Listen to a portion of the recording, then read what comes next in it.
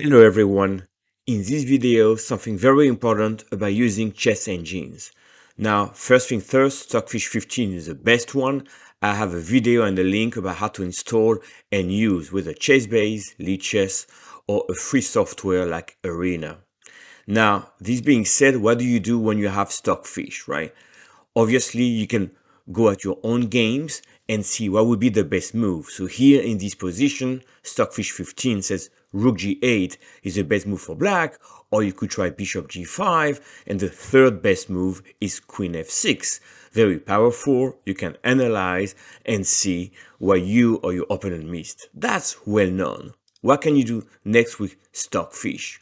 Where you can prepare openings. So here I have a file, I use ChessBase myself, I'm a title player, so you can analyze, recent games or games from Grandmasters, but with a chess engine, maybe look for a better move. So here you can look on move 5 or move 7, you can really analyze a lot of variations. So that's something you can do and have an opening prep checked with Stockfish 15, and all top grandmasters, they have like hundreds, if not thousands of files, like the one I'm showing on screen. This is just a small peek into my own prep. But in this video, I want to go to the next step. And what is the next step with Stockfish 15? It's the following. Since the chess engines play chess in a better way than top grandmasters, if you're trying to perfect your chess, you should look into Stockfish 15 games and use some of the key ideas to win games. And in this video, I'm going to show a strategy that Stockfish 15 uses to defeat other chess engines. Close the center, bring pieces to the wings, and use a pawn breakthrough to attack. And let's see game 1.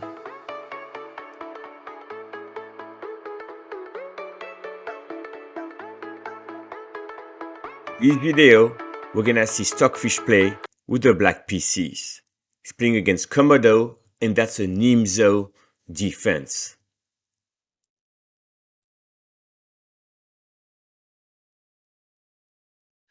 So let's stop right here.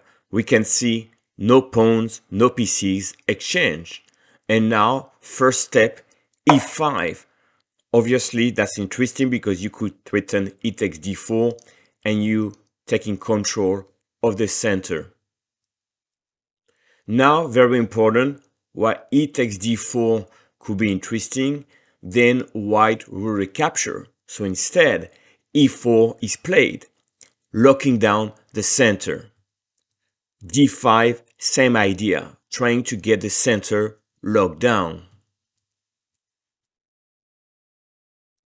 And now what we can see in the step 1, we have a close control of the center.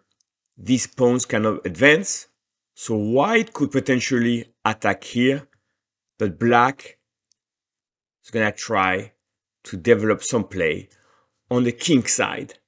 That's the next part of the plan. Knight g6, that knight could go to h4, trying to bring pieces against the white king.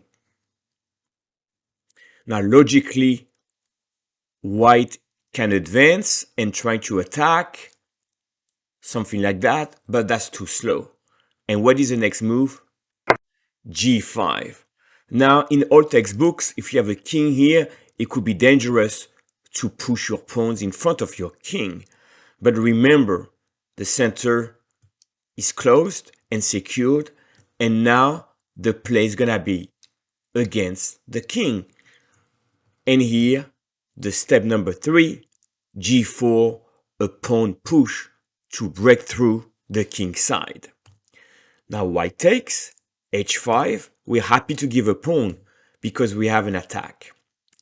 g3, and now beautiful move, queen d7. So in the game, white played king f1. But what if white wins a piece? And here, brilliant move, rook c6. Attacking c2, but also coming on h3. So if you take the rook, then you're winning. If you don't take the rook, you can play queen f1, to defend h3. But then rook takes c2, and you regain your piece, and all of a sudden rook g8 is coming, knight g4. You are completely dominating the game. So that's why in this position taking the knight will lose. So queen f1 played. Now I'm gonna go quickly, knight g4. Once again, if white were to take, rook g8, let's say you do a move like that, rook f6, knight f2, and you have a crushing attack. So the knight cannot be taken, king g1. Now I'm gonna go quickly with the rest of the move. This is completely winning for black. Knight f3, and here, last finishing touch. What did black play here? Of course, you don't move your piece here, which is attacked, but you do king g7. And what is the threat? Rook here and checkmate on the h file. So beautiful final position, and the strategy worked very well. So if I sum up, e4 looking down the center, knight f8, g6, putting the pieces to the king side, and of course g5, g4 attacking there. And then of course at that point you have a dominating strategy, and here you know that the rook will come here, that the king here is weak, there's no counterplay on the queen side, so white is doomed. So this is a Stockfish 15 strategy.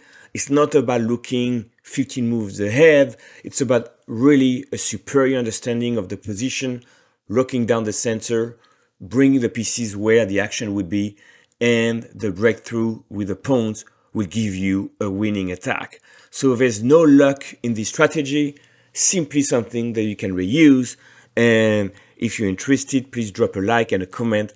I can show more games using the same theme, but this is the key one, the simplest example I can show, which can be used into your own games. I hope you enjoy this content, and don't forget to subscribe to the channel or drop comments for more.